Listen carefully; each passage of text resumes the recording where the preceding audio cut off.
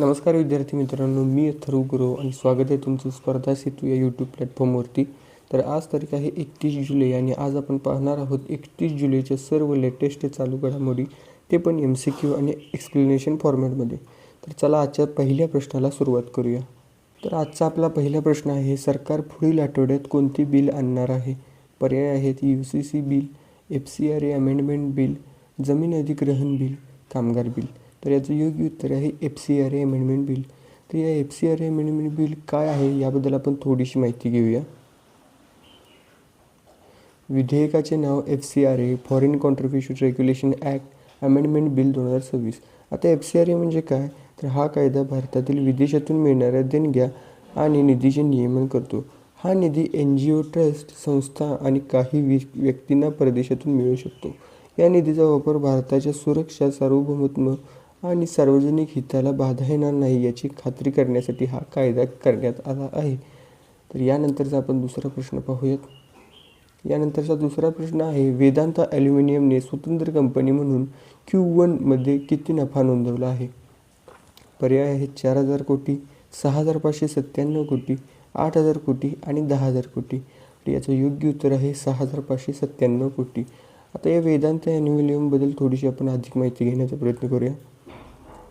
तर वेदांता ॲल्युमिनियमने स्वतंत्र company sandstone म्हणून Q1 फर्स्ट इयर 2027 मध्ये 6,597 कोटींचा निव्वळ नफा नेट प्रॉफिट नोंदवला आहे.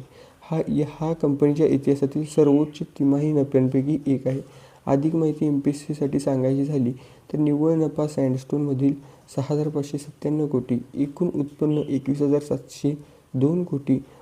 याची मुख्य कारणे म्हणजे ॲल्युमिनियमच्या किमतीत वाढ, उत्पादनात वाढ, कार्यक्षम खर्च व्यवस्थापन आणि कंपनीने ₹8 प्रति शेअर अंतरिम लाभांश देखील जाहीर केला आहे. तर यानंतरचा आपण दुसरा प्रश्न पाहूयात. आय होप हे सांगितलेले सर्व तुम्हाला समजलं असेल. यानंतरचा आपण दुसरा प्रश्न पाहूयात.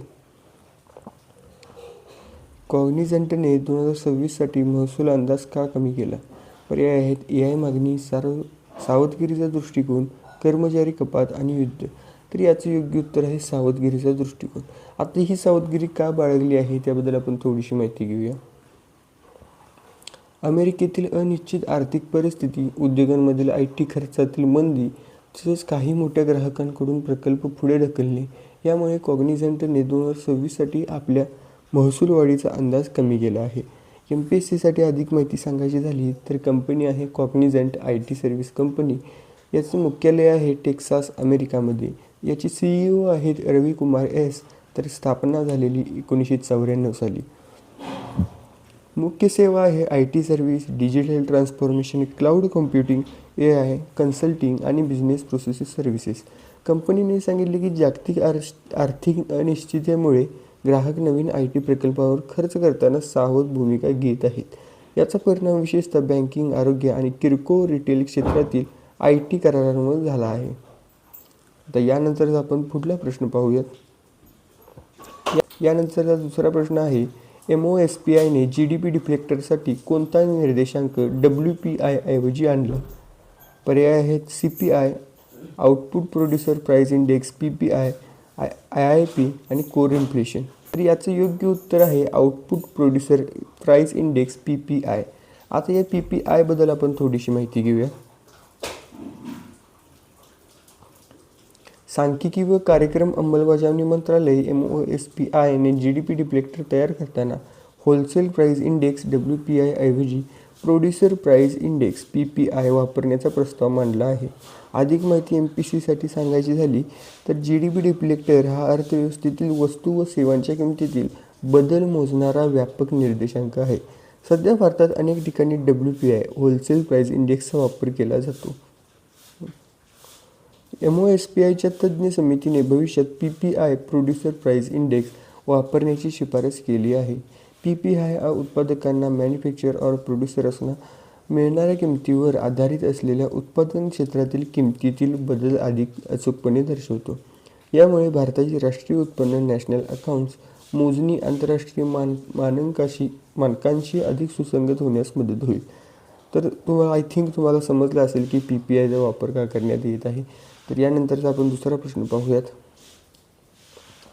यानंतरचा दुसरा प्रश्न आहे, भारतीय टीमने पृथ्वीपासून 2 अब्ज प्रकाशवर्षे दूर कोणती दुर्मिळ धनुष्यबाण आकाशगंगा शोधली आहे? पर्याय आहेत ब्लॅक होल, रेडिओ आकाशगंगा, क्वासर आणि नेब्युला. तर याचं योग्य उत्तर आहे रेडिओ आकाशगंगा. आता या रेडिओ आकाशगंगाबद्दल आपण थोडीशी अधिक माहिती घेऊया. रेडिओ आकाशगंगा ही एक दुर्मिळ रेडिओ आकाशगंगा आहे. ती पृथ्वीपासून 2 अब्ज प्रकाशवर्ष दूर आहे. तिचा धनुष्यबाणासारखा बो अँड ॲरो वैशिष्ट्यपूर्ण आकारामुळे तिला हे नाव देण्यात आले. या आकाशगंगेच्या केंद्रस्थानी असलेल्या अतिभव्य कृष्णविवर मधून प्रचंड ऊर्जेचे रेडिओ जेट्स बाहेर पडतात. त्यामुळे ती रेडिओ दुर्बिणीद्वारे स्पष्टपणे दिसते. या शोधामुळे आकाशगंगांची उत्क्रांती, कृष्णविवरांचे वितरण आणि रेडिओ जेट्सची निर्मिती यांचा अधिक सखोल अभ्यास करण्यास मदत होणार आहे. तर यानंतरचा आपण दुसरा प्रश्न पाहूयात. छत्तीसगड सरकारने जुलै 2026 मध्ये कोणती योजना सुरू केली आहे? तर याचं पर्याय आहेत सोलर मिशन, दीप्ती योजना, महिला समृद्धी आणि हरित ऊर्जा. तर याचं योग्य उत्तर आहे दीप्ती योजना. आता या दीप्ती योजनेबद्दल आपण थोडीशी माहिती घेऊयात. त्याआधी जर पेजवर नवीन असाल तर सबस्क्राईब करा विसरू नका. तर दीप्ती योजना ही छत्तीसगड सरकारने सुरू केलेली महिला केंद्रित सौर ऊर्जा आहे. या योजनेद्वारे महिला स्वयंसहाय्यता गट SHG यांना सोलर दीदी म्हणून प्रशिक्षित करून सौर ऊर्जा क्षेत्रात उद्योजक बनवले जाणार आहे. दीप्तीचे स्वरूप decentralised women empowerment of energy and policy for transformative inclusion. अधिक माहिती MPSCसाठी सांगायची झाली तर ही योजना छत्तीसगडमध्ये स्थित आहे.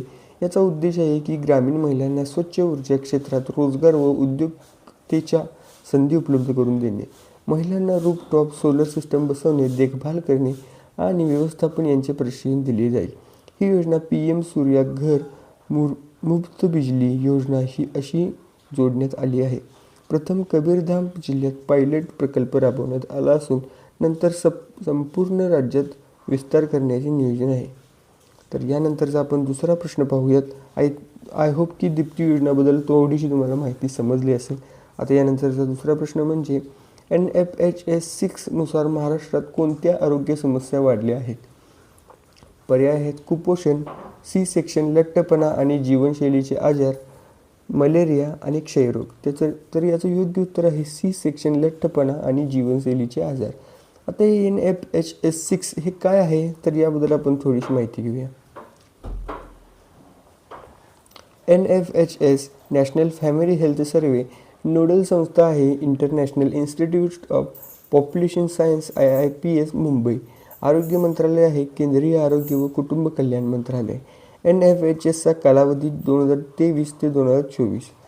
तर यानंतरचा आपण दुसरा प्रश्न पाहूयात. कॉमनवेल्थ गेम्स 2026 मध्ये दिलीप महादू गावितने कोणत्या स्पर्धेत सुवर्णपदक जिंकले आहे? पर्याय आहेत लांब उडी, T47 100 मीटर, भालाफेक आणि 200 मीटर. तर याचं योग्य उत्तर आहे T47 100 मीटर. आता या दिलीप गावितबद्दल आपण थोडीशी माहिती घेऊया. दिलीप महादू गावित यांनी कॉमनवेल्थ गेम्स 2026 मध्ये पुरुषांच्या 100 मीटर T47 पॅरा अथलेटिक्स स्पर्धेत सुवर्णपदक जिंकले. त्यांनी ही शर्यत गेम्स विक्रमी 10.71 सेकंद पूर्णवेळ केली आहे. आणि तुम्हाला अधिक माहिती सांगायची झाली तर भारताला गोल्ड आणि भारताला सिल्वर हे दोन्ही भारतीयांनीच आणलेले आहे या स्पर्धेमध्ये. दिलीप गावित यांच्याबद्दल ते महाराष्ट्रातील नाशिक येथील पॅरा अथलेटिक्स आहेत. ते T47 गटात स्पर्धा करतात. हा गट हाताच्या वरच्या अवयवात अडचण किंवा अपंगत्व असलेल्या खेळाडूंसाठी असतो. यापूर्वी त्यांनी 2022 आशियाई पॅरा स्पर्धेतही सुवर्णपदक जिंकले होते. तर हे होते आजचे काही महत्त्वाचे प्रश्न. आय थिंक तुम्हाला आवडले असतील. तर व्हिडिओ आवडल्यास व्हिडिओला लाईक आणि चॅनलला सबस्क्राईब करा विसरू नका. भेटूया पुढल्या व्हिडिओमध्ये.